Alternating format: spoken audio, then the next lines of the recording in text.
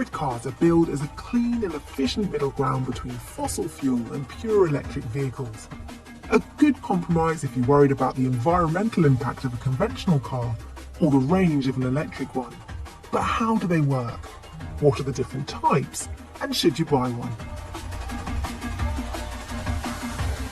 Hybrid cars are powered by combining an electric motor with a conventional engine. Manufacturers claim they can save you money on fuel and lower exhaust emissions. Having two motors in one car might sound like twice as much can go wrong, but they're actually mechanically simpler, often having no clutch or starter motor, plus most models have a gearbox that never disengages, making it more resistant to wear. And the assistance of an electric motor means the petrol engine doesn't need to work as hard, ultimately reducing the likelihood of problems.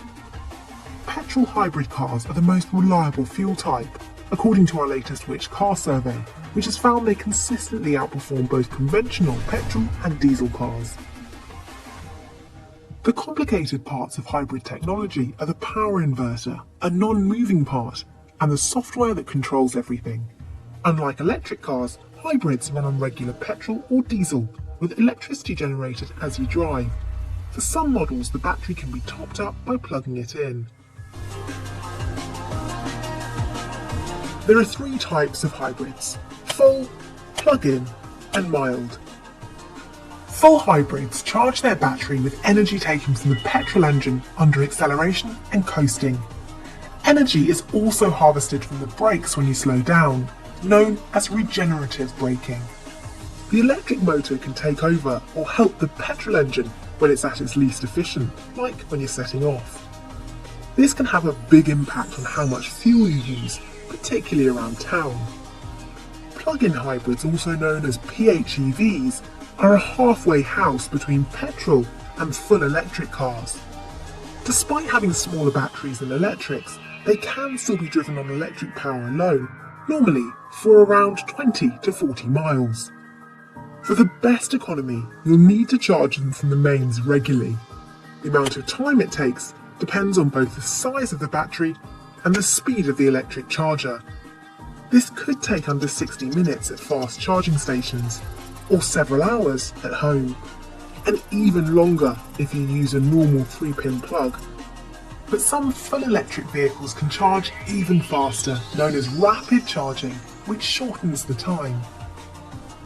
But plug-in models can also use the engine to charge up the battery to full if needed, which can result in poorer overall fuel economy, so is an inefficient way of using them. When out of juice, plug-ins work like a full hybrid. Mild hybrids use a small electric motor alongside, rather than independently of, a conventional engine. How it works depends on the model. Some give extra power when you accelerate, others let the engine be turned off when braking or coasting to save fuel. With much smaller batteries than full hybrids, a mild hybrid can't be driven on electricity alone, so fuel consumption and emissions like nitrogen dioxide don't have the potential to be as low. If you're transitioning from a petrol or diesel car and don't have easy access to a convenient charging point, full hybrids, without the need for access to the mains, are likely to be the simplest next step. Plug-in hybrids have a longer electric driving range, but need to be charged to make the most of their potential fuel economy benefits. Some plug-in models we've tested have smaller fuel tanks to make room for the battery pack, which can limit overall driving range, especially if you've not charged it up. Both full and plug-in hybrids aren't viewed as exhaust emissions free like a battery electric car is, as they're powered by petrol or diesel at least some of the time. This can have implications if you're driving into restricted areas of busy cities like clean air zones. The best hybrid cars make a great choice if you want to save on fuel costs, but despite manufacturers' mileage claims, not all hybrids are the most economical choice. For long-distance motorway driving, the average hybrid actually uses more fuel than the average diesel, because once the electric battery runs out, the petrol engine has to do all the work and uses more fuel to keep it going. Some work the petrol engine even harder to charge the battery on the go.